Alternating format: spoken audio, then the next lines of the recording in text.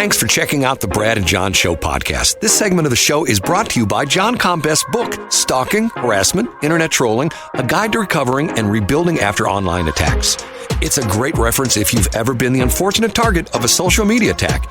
It's available on Amazon. Just search John Combest. That's C-O-M-B-E-S-T, John Combest, and the book will show up in your search results. Now it's time for another segment of the Brad and John Show. Can you handle it? Hi, it's me, Egbert, E-G-G-B-U-R-T, the owner of this radio station. I invite everyone to listen, no matter if you're young, old, black, white, Republican, Democrat, Libertarian, heck, I even want real estate agents listening to my station. Yes, even Rick and Tracy. You're all welcome. Now, it's back to my Goodwill ambassadors, Brad and John. And we are back again, and that was operator error on my part. I corrected it, and now we're back in good shape. See, I admit my errors, okay? John, I'm going to tell you a story, and I don't want to, I guess what bothers me about this whole situation is that, I just tell the story. Okay, last Wednesday, and I think you and I talked about this on or off air. Last Wednesday, I went to the St. Charles County Election Authority, which is over there right off of Highway 79, just north of 70, okay? Yeah, and a beautiful industrial park. Yes, it's an industrial... A scenic industrial park. Well, it is an industrial park, and it's sort of interesting because of the fact that they bought the building on purpose. St. Charles County, I think they've owned it for like 10 years or something like that. They bought a building. It was some kind of a warehouse building, and the idea being was they were going to, kill two birds with one stone. They bought the building. Half of the building is the St. Charles County Municipal Court, because for a long time, St. Charles County did not have a municipal court. If you got like a ticket from a state highway patrolman or something like that, or even from like the St. Charles County Sheriff's Department in the old days before they had police department, you didn't go to municipal court. You actually went to an associate circuit court in the court building downtown. Well, they decided that was sort of taxing the system. So they bought this building. Half the building is municipal court. The other half of the building is the election authority. And the reason they wanted a warehouse building, because that way they can house all the election equipment, all the voting machines, and all that kind of stuff they need to take out to the voting places, okay?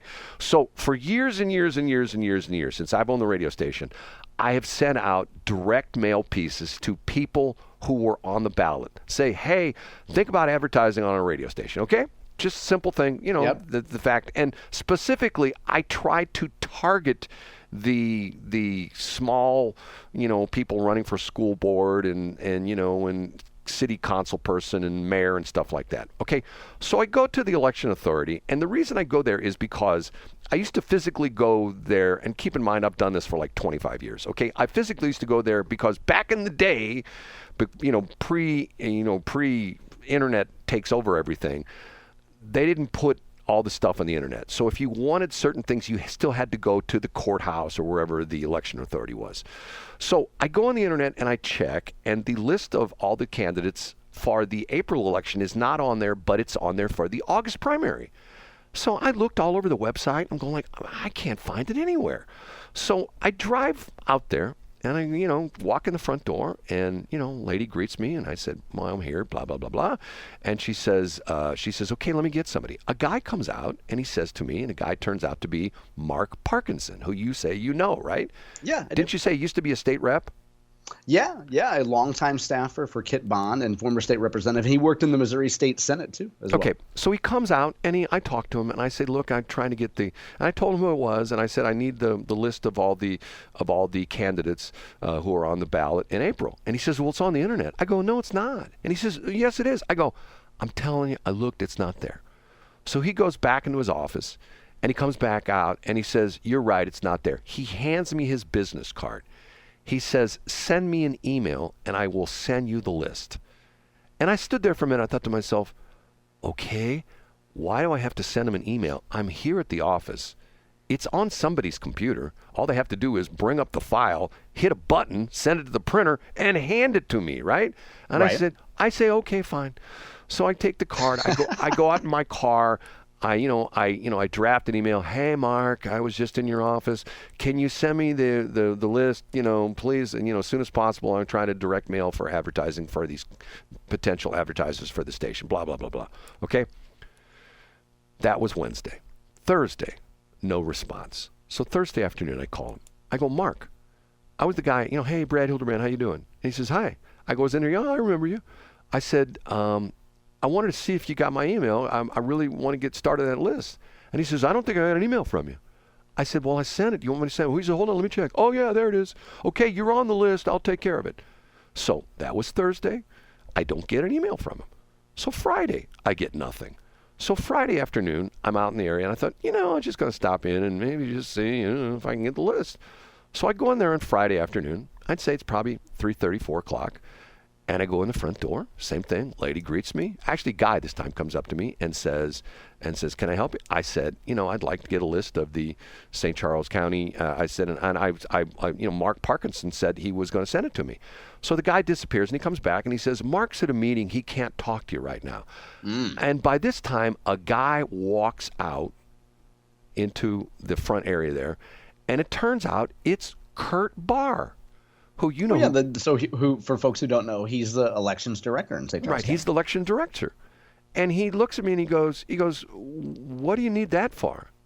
And I said, "I'm going to direct mail the people to, they're on the ballot." And he says, I'm going like, at first I thought he was kidding. He says, "Well, I can't give it to you." And I said, "You can't give it to me?"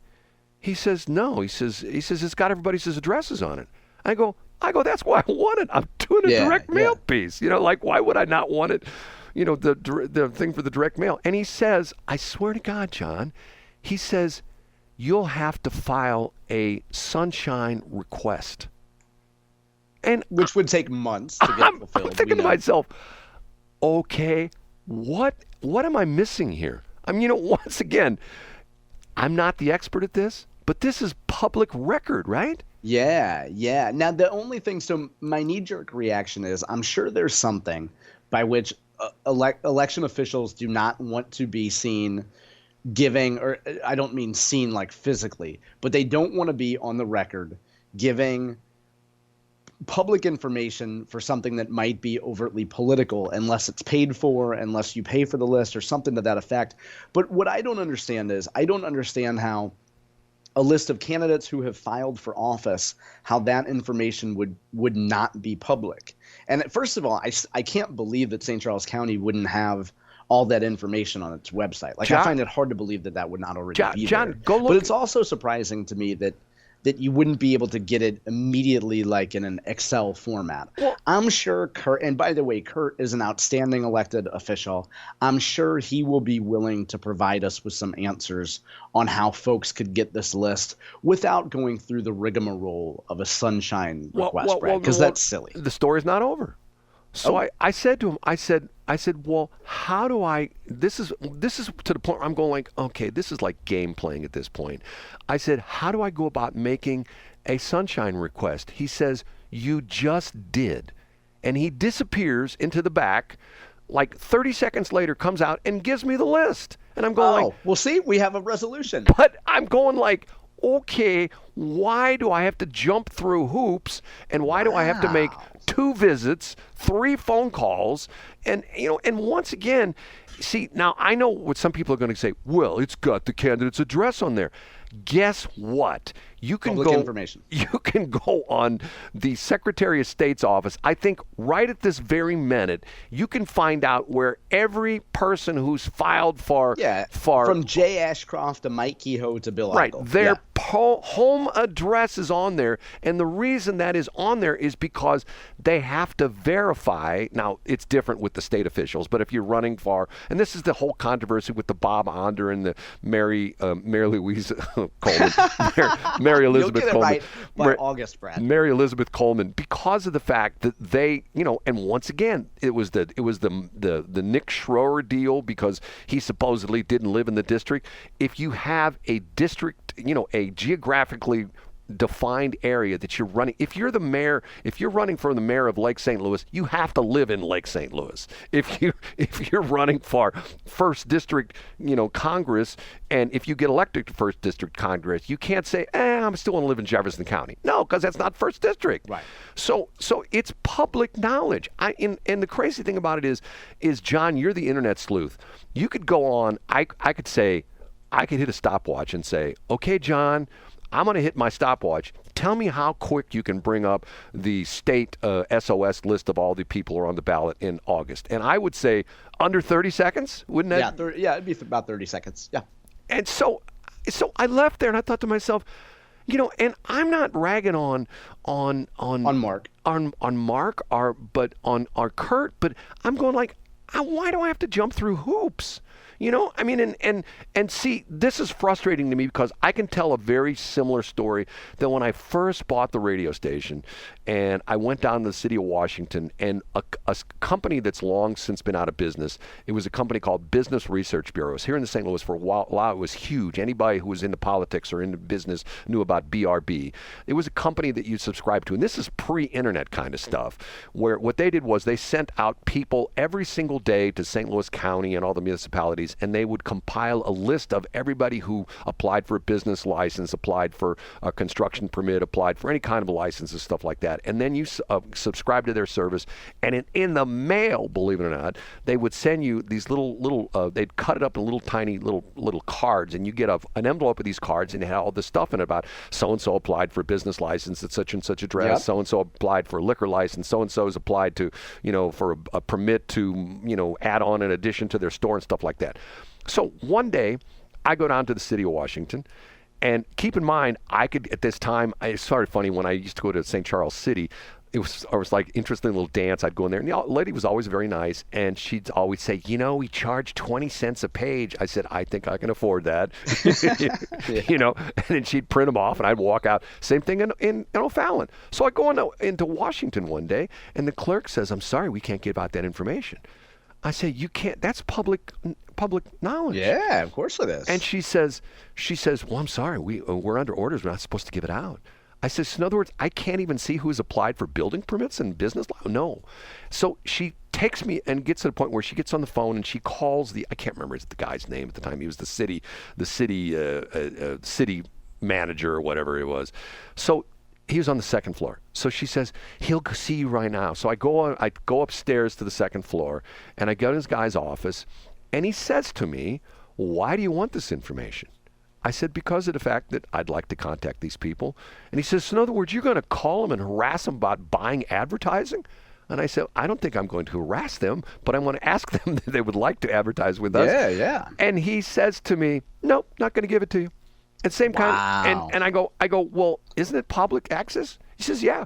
He says, you want it? File a sunshine law request. And I said to him, really? And he says, yeah. He says, I'm not giving it to you unless you file a sunshine law request.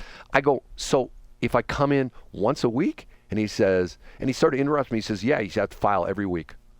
I'm going like, okay, come on. Well, that seems pretty reasonable, Brad. I mean, you'd probably hang out outside their house. See, the interesting thing is, with a boombox and whatever that emotional beta cuck movie is, where the guy has the radio outside of the girl's house. Remember what that one is? The sad part of this whole goofy thing is, to a very minor degree, once again, to a very minor degree, some people go, well, you're just complaining because people just aren't, rolling over for you. Okay, once again, I'm going like, why did they? It takes more effort for example, for both of these situations, the one that happened 25 years ago and the one that happened last week, it takes more effort on their part if they just say, okay, I got it right here, bonk, hit print. Yeah. Bonk. But now, Brad, as a former pointy head bureaucrat, what incentive does an office have to provide good service? But see, you're making my point. I am making your point. And this is the point that Donald Trump makes about the swamp.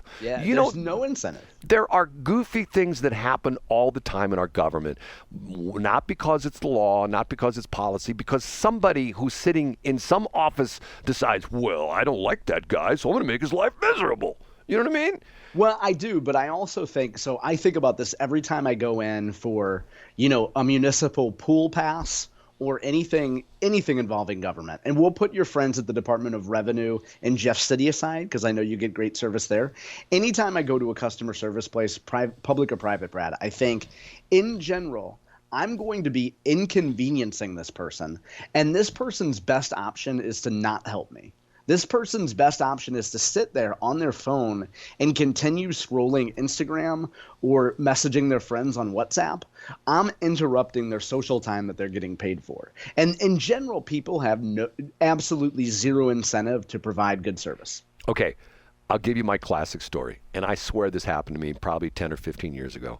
I go to pay my taxes in St. Charles County. Okay, I'm standing in a line back in the day before they had the new, everything changed with the COVID. If you know what the St. Charles County system, it's the same thing as St. Louis County. You have to go in the door and you have to register on the stupid Yes. little iPad and But back in the day, you actually lined up behind a window. You know what I'm saying? Where you I'm old enough to remember that. Right, you lined up behind a window and you stood in line and you hope you guessed you got the right line and you didn't have some guy or gal in front of you that's got 14,000 pieces of commercial property they're paying taxes on or whatever. So I'm in line and I'm like third back, and there's two women, St. Charles County once again, and the two ladies they're doing their taxes and they're talking back and forth while they're taking care of business, okay? And the one lady's talking to the other lady, and she was complaining about the fact that her and her husband went out to dinner the night before and they got terrible service, and it was just rotten, terrible service, and they just couldn't believe how bad the service was, and that they didn't get their water when they asked for it, then their food came out late and they weren't happy,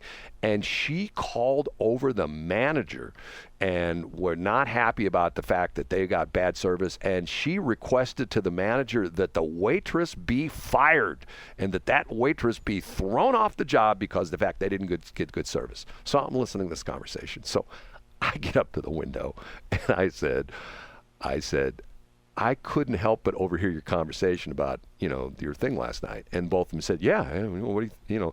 And I go, here's the problem. I've come here many times and gotten bad service. If I went to your boss, would you get fired? And they both look at me like incredulously. And the one lady says, no, we can't be fired. I'm thinking to myself, yeah, that's the problem. They can complain about it, but yet they don't care because they know they can't get fired, right? Unless they, right, of course. Unless they punch a customer or something like that, and they'd reassign them to a different job. Say, well, you've got some anger issues, so we're going to put you in the streets department or something. Yeah. And that way you can share that love with people who deserve it.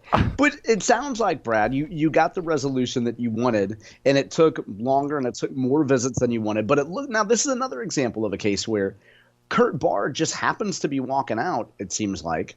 And what if you hadn't run into Kurt Barr? Well, but see, once again, I don't understand. But let me go back a minute. And we only got limited time here. There are guys, and it's funny because Shelley talks about this all the time.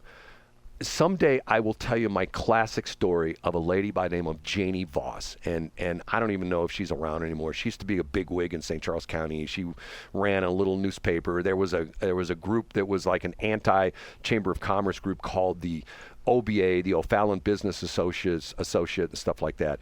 And I will tell you the classic Janie Voss story, which to this day I still find somewhat humorous, and involved one of my good friends / clients who's no longer with us. But the idea being that Kurt Barr, when he was running for state rep, I used to try to call him all the time. He would never return my phone calls. He would never advertise on our station, but he was always advertising on KFAV. I think he's a Steve Casper buddy.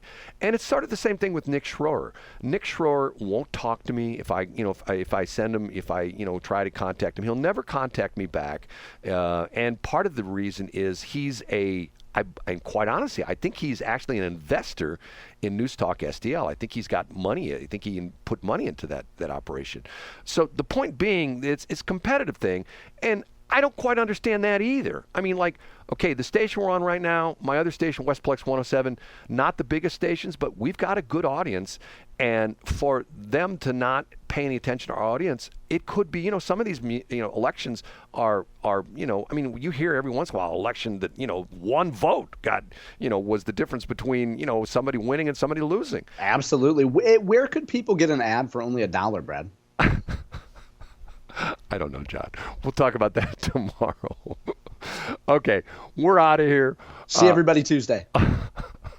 Thanks for checking out the Brad and John Show podcast. This segment of the show is brought to you by John Combest's book, Stalking, Harassment, Internet Trolling, A Guide to Recovering and Rebuilding After Online Attacks. It's a great reference if you've ever been the unfortunate target of a social media attack. It's available on Amazon. Just search John Combest. That's Combest. John Combest, and the book will show up in your search results. Now it's time for another segment of the Brad and John Show. Can you handle it?